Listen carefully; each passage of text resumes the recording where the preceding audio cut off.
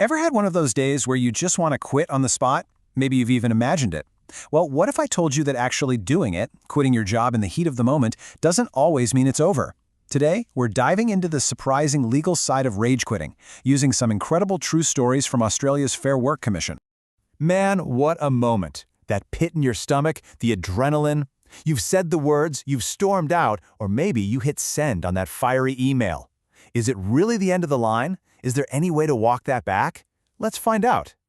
Believe it or not, saying I quit isn't always the final word.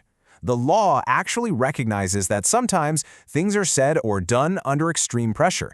And we're going to explore this whole idea through two absolutely fascinating and totally true stories that landed in court. Okay, so our first story kicks off in the dead of night at the Port Botany Terminal in Sydney. It's about a stevedore named David Gorley, a pretty serious history of mental health challenges, and one very, very consequential email. So you really got to get the picture here. David was in a really fragile state. He'd just been off work for 10 weeks dealing with what were described as seriously paranoid thought processes.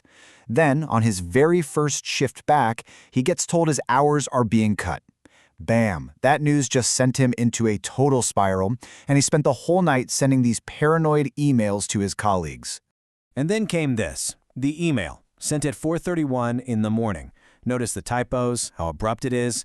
These are what the courts would later call massive red flags, signs that this was definitely not a clear, considered decision. And the timeline here is just staggering. David sends the email at 4:31 a.m. and basically passes out. By 11:02 a.m., HR has already accepted it. But get this, just 22 minutes later, David wakes up, sees their reply, and immediately tries to pull it back. But by the evening, the company's position is locked in. Sorry, too late. And this just shows the two completely different realities happening at the same time. On one side, you have David arguing that he was in a delusional state and never truly meant to quit. On the other side, you've got the employer, who just saw an unambiguous resignation from an employee they already thought was unreliable. They argued they had no reason to think it wasn't a real resignation. All right, let's pivot to our second case. This is the story of Karen Burns, a part-time receptionist down in Canberra. Now, her resignation didn't come from a late-night email. Hers happened in a sudden, heated, face-to-face conversation.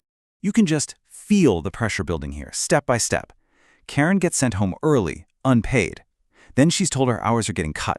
Then she misunderstands how much they're being cut, thinking it's way worse than it is. She becomes, understandably, extremely upset and anxious. And in that moment of high emotion, the words just tumble out. I may as well quit. And her employer immediately jumped on those words, sending an email accepting her resignation. But just like David, Karen acted fast. The very next morning, she clarified the whole misunderstanding and said she wanted to keep her job. And, just like with David, the employer refused to budge. So we've got these two stories, a late-night email and a heated conversation. They seem pretty different, right? But they both come down to the exact same legal question. Can you be held to a resignation you made under such extreme emotional distress? Now let's unpack the legal ideas the Fair Work Commission used to decide these cases. So the key legal idea here is something called special circumstances. This just means looking beyond the literal words, I quit. You know, was the employee unwell? Was it sent at a weird time? Was it a clear and rational decision? The law basically says employers should hit pause for a reasonable amount of time to see if the resignation is actually legit. So when a case like this comes up, the commission asks some really crucial questions. Was there a genuine intent to leave? What was the employee's emotional state like? How fast did they try to take it back? And, this one is huge, did the employer just ignore some really obvious warning signs about how the employee was doing? And here are the results. For David, the commission found his employer ignored clear warnings from his coworkers about his mental health crisis, and they pointed out how fast he tried to retract his email. So his case was sent back for a rehearing. For Karen, the commission ruled she had no real intention to resign. It was a textbook heat-of-the-moment reaction. Her dismissal was called unfair, and she was awarded over $4,000. So after digging into these two cases, what are the big takeaways? How do these rulings from the Fair Work Commission actually translate into your rights as an employee? Okay, here's the bottom line. Context is everything. A resignation that you give under immense pressure, in a moment of pure anger, or while you're struggling with your mental health, well, it might not be the final word. The law recognizes that a real resignation has to be intentional and freely given. But, and this is maybe the most important thing I'll say, if you take one thing away, it's this number, 21.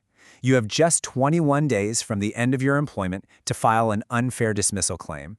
That is a very tight deadline, so acting fast is absolutely essential. And that leaves us with one last thing to think about. We never expect this stuff to happen to us, but if your job ended suddenly tomorrow, would you be prepared? Would you know your rights and, more importantly, the deadlines to act on them? Knowing this stuff can make all the difference between a moment of regret and a real injustice.